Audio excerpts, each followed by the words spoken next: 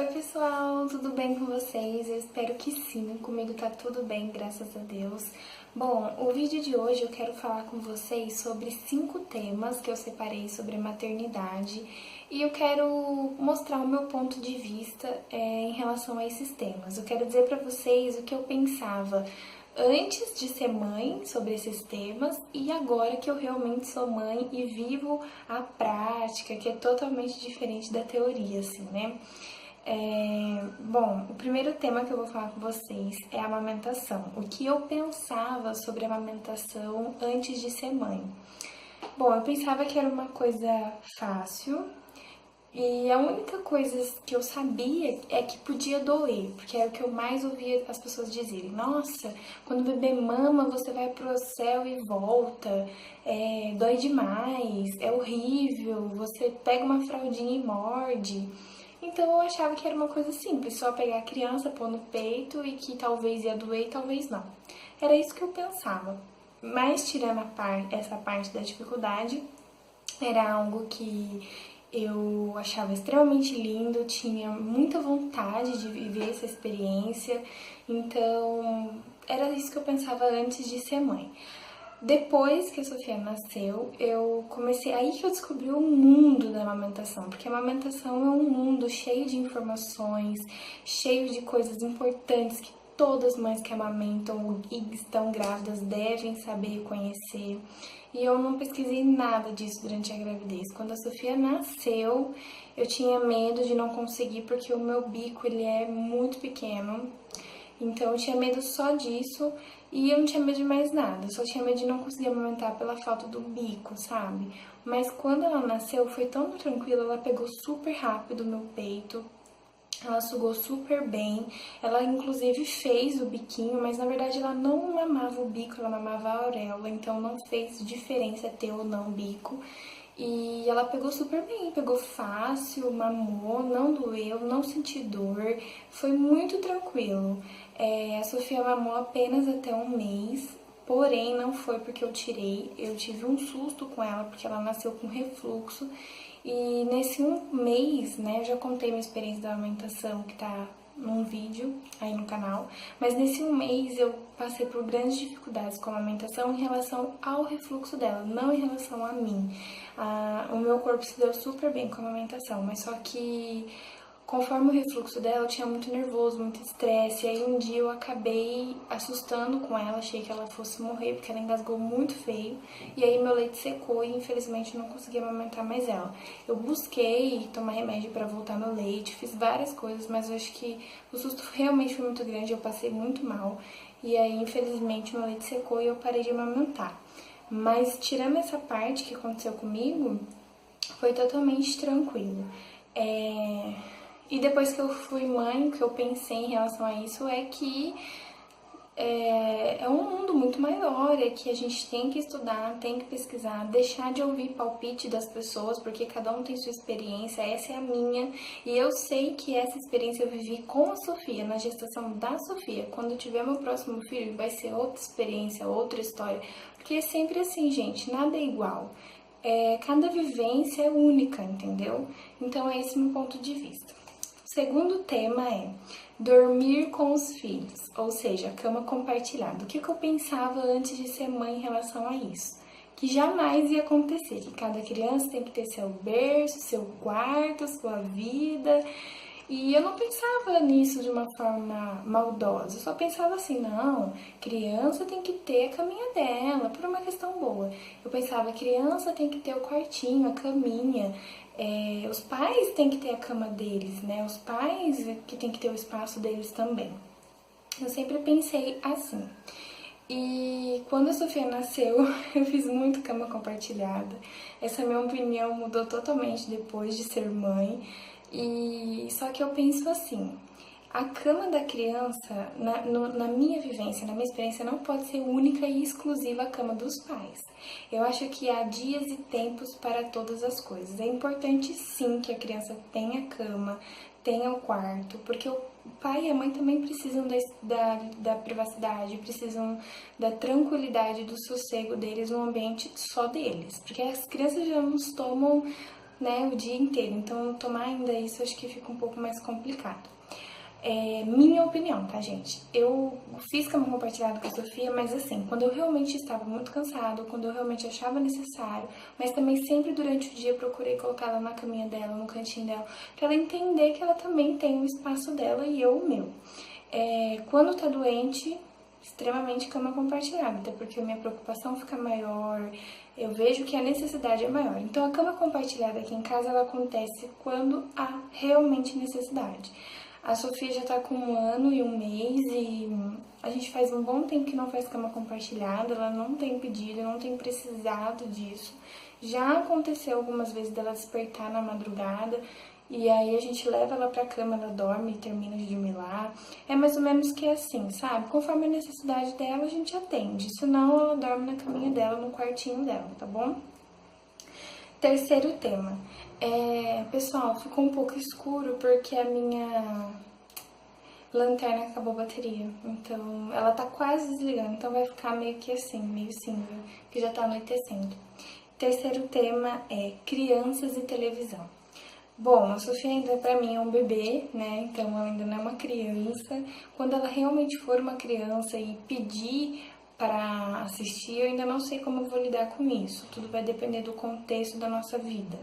Mas no momento, antes de eu ser mãe, eu pensava que televisão tem que ser uma coisa bem ponderada, tem que selecionar bem o que o seu filho vai assistir e tem que ser bem rigorosa, para falar a verdade, essa é a minha opinião. Não só com TV, com qualquer aparelho eletrônico. Bom, mas agora que eu sou mãe, essa minha opinião continua, isso é algo que não mudou. A Sofia não vê televisão, ela gosta de Galinha Pitadinha, de Bita, aliás, e Marcha. Só esses três que ela assiste, Marcha, Bita e Galinha Pitadinha. Mas eu não coloco, durante o dia assim, eu nunca coloco, é muito, muito raro, só quando ela tá assim, chatinha mesmo, que eu já não acho nenhuma solução.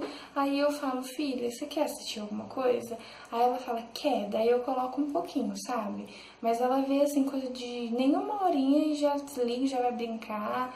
É mais eu que assisto, eu assisto TV muito o dia inteiro, só que eu não fico assistindo programas e nem televisão. Eu deixo no Netflix e vejo algumas séries, coloco música, algo assim. Mas a TV aqui em casa é algo que realmente fica bastante tempo ligada. Eu sempre penso, não, eu preciso melhorar isso em relação a mim, porque eu sou exemplo pra ela. Ela ainda não entende, ela ainda não assiste, ela ainda não pede pra assistir. Mas e quando ela aprender isso? Como que eu vou ponderar ela se eu não consigo me educar, né? Fica a TV lá o dia inteiro ligado. Eu gosto, gente, eu gosto de sempre estar ouvindo alguma coisa, sabe? Super silêncio assim o dia inteiro, eu não gosto. Então, é algo que eu realmente quero controlar, tanto a mim quanto a ela, né? Porque eu acho que. Só que eu acho que o mal não tá em assistir, sabe? Eu acho que o mal está em que assistir. E eu seleciono o que assistir. Eu sei o que tá passando na minha casa. Eu não fico assistindo televisão onde vai passar, sei lá, de repente você tá assistindo uma novela e a cena tá maravilhosa. Daqui 5 minutos a cena fica super, né? Inapropriada, digamos assim. Então, não, eu não assisto nada que vai me alienar, que vai me prender, que vai me tirar da minha realidade. Eu seleciono algo que eu quero me distrair ou ouvir. Então, eu sempre coloco louvores, música, ou então eu coloco uma série que eu sei que é tranquilo da Sofia escutar. Aqui a gente não assiste nada pesado. Se vocês perguntar o que você assiste, eu assisto sempre séries bíblicas, que eu gosto demais. Agora a gente tá assistindo os 10 Mandamentos, eu tô amando, ainda não acabamos, eu e meu marido.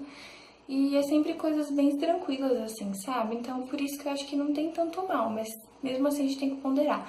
Mas agora tem que tomar cuidado com o que a criança tá ouvindo, porque nessa fase a Sofia tá repetindo tudo que a gente fala. Então, se você ficar ouvindo muita coisa com palavrão, a criança vai aprender, vai repetir. E aí você vai querer educar a criança, mas aí você tem que se educar primeiro, sabe? É a questão do reflexo. Então, é isso a minha opinião. Agora, o quarto tema é sobre alimentação. Gente, a alimentação eu achei que fosse algo muito mais simples antes de ser mãe. Eu achava assim, vai comer o que eu der pra comer. Eu achava, gente, não me julguem. Mas é que antes da gente ser mãe a visão é outra, né? E eu achava, vai dar o que eu quiser, vai comer o que eu quero, não vou deixar comer porcaria, doce só com 2 anos, e olhe lá, não sei o quê. Eu achava isso, sabe? Mas, agora que a Sofia, até os 10 meses da Sofia, eu controlei ela assim demais, sabe? Eu não deixava ela comer nada, eu era chata com todo mundo. A Sofia só comia coisas extremamente saudáveis. Mas depois dos 10 meses, ela começou a ficar esperta. E aí que eu comecei a sofrer, porque daí ela via as pessoas comendo e ela pedia. Aí, se eu ia na minha mãe, na minha sogra, ou qualquer parente tivesse criança, as crianças estivessem comendo algo, a Sofia pedia. E aí eu entrei na minha consciência uma coisa, eu falei, não adianta deixar minha filha com vontade, eu sou contra deixar uma criança passar vontade. Então, às vezes aconteceu de eu conseguir enganar ela, tipo, dar outra coisa que ela podia comer. Aí vamos supor, eu consegui enganar ela nesse sentido até uns 11 meses. Depois dos 11 meses, eu dava outra coisa, ela empurrava. Ela falava, não, quer. Tipo, que ela queria aquele. E aí eu comecei a dar, eu falava, não, tudo bem, então dá um pouquinho, né? Ela tá aqui, é um dia, vamos dizer assim, né? Não é um dia da semana, ela não tá se alimentando só disso em casa, ela não come porcaria. Mas aí ela tá aqui, ela tá vendo, aí eu comecei a deixar ela a comer o que ela visse pra não passar vontade. Olha quem acordou! Olha quem acordou!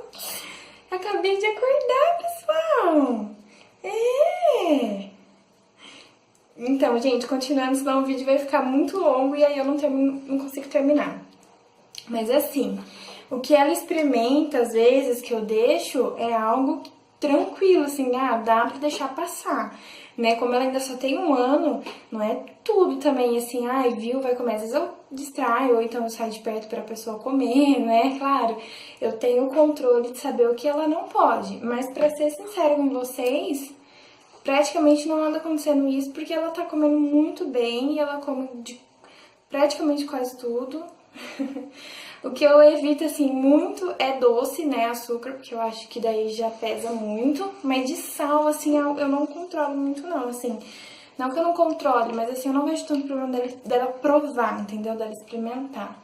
E às vezes ela acaba nem gostando, então eu não gosto de deixar a criança com vontade. Mas em casa é super saudável, impõe limites, e assim vai, né, gente? Não dá pra ser perfeito, mas antes de ser mãe eu achava que eu seria muito mais rigorosa nisso. Mas assim, o importante é que ela tá bem, ela tá comendo bem, ela é saudável, e isso que importa também, né, gente? E agora, o quinto e último tema é palpites. O que eu pensava sobre palpites antes de ser mãe e agora que sou mãe? Bom, antes de eu ser mãe, na gravidez, assim, né, quase mãe,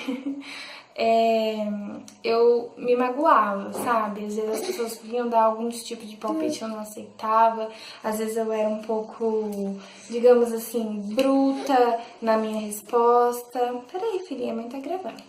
Às vezes eu era bruta na minha resposta por não aceitar o palpite,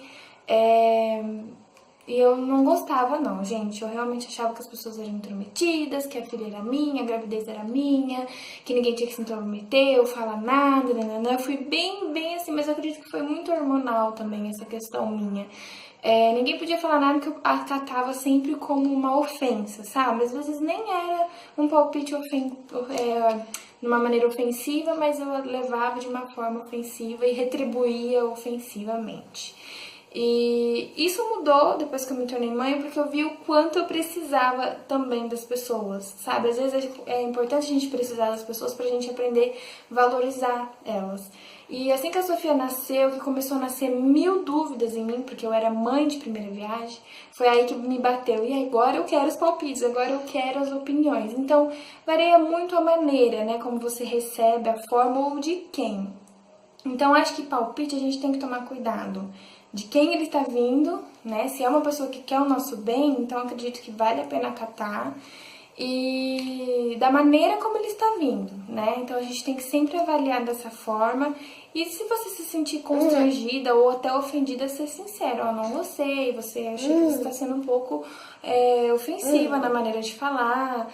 Acho que sinceridade é tudo. Mas é importante, assim, alguns palpites, principalmente pessoas que nos amam, que nos quer bem, às vezes tá ali só querendo ajudar do jeito dela, né? Porque é a maneira como a gente acha que é certo, é a maneira como a gente vai falar.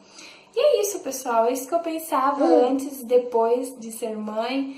Acho que a gente muda bastante, né? E a Sofia só tem um ano, eu ainda tenho muito pra mudar. A gente aprende a cada dia coisas que eu achava certa ontem, hoje já não são mais. E viva a maternidade real, né? Né? Oh, quem acordou, gente? Oh, eu acordo fofinha assim, ó. Dá vontade de dar um esmago nessa criança aqui. Mas não vou esmagar porque eu tô de batom. E a bochecha rosa. Toda vez que dorme, eu acordo com essa bochecha rosa. Então é isso, pessoal. Um super beijo pra vocês. Espero que vocês tenham gostado. Não se esqueça de deixar o joinha, de compartilhar o vídeo, de se inscrever aqui no canal, tá bom? Um beijo enorme. Tchau! Fala tchau! Tchau!